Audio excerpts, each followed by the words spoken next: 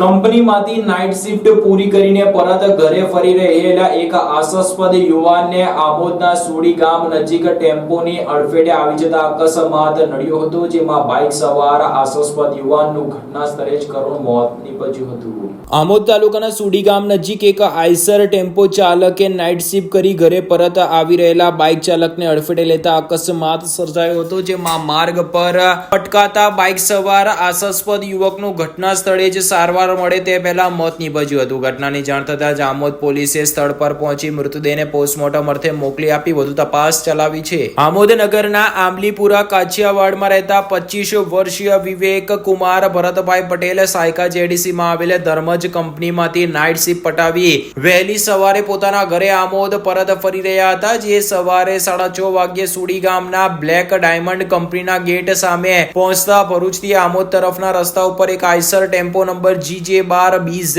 7414 ના ચાલક ગગન હુસેન ખાને તેઓના ટેમ્પોને પૂર ઝડપે અને ગફલતભરી રીતે હંકારી લાવી કંપનીમાંથી ઘરે પરત જઈ રહેલ બાઇક ચાલક વિવેક ભરતભાઈ પટેલની Honda Livo motorcycle number GJ16DG 1837 ને અડફેટે લેતા અકસ્માત સર્જાયો હતો। અકસ્માતમાં વિવેક પટેલ માર્ગ પર પડકાતા શરીરે ગંભીર રીતે ઇજાગ્રસ્ત થયા હતા, જેમાં પગ, હાથ અને મોઢાના ભાગે ગંભીર ઇજા પહોંચતા તેઓનું ઘટના સ્થળે મોત નીપજ્યું હતું। ઘટનાની જાણ થતાં જ પરિવારજનો અને આમોદ પંથકમાં શોકનો માહોલ છવાયો હતો। અકસ્માતની જાણ આમોદ પોલીસ મથકમાં કરવામાં આવતા પોલીસે સ્થળ પર પહોંચી વિવેકના મૃતદેહને આમોદ સામૂહિક આરોગ્ય કેન્દ્ર ખાતે મોકલી આપ્યો હતો। અકસ્માતની વાત વાયુ વેગે પ્રસરતા ગ્રામજનોના ટોળા આમોદ સામૂહિક આરોગ્ય કેન્દ્ર ખાતે ઉમટી પડ્યા હતા। આમોદ પોલીસે અકસ્માત મોતનો ગુનો નોંધી વધુ તપાસ આરંભી છે।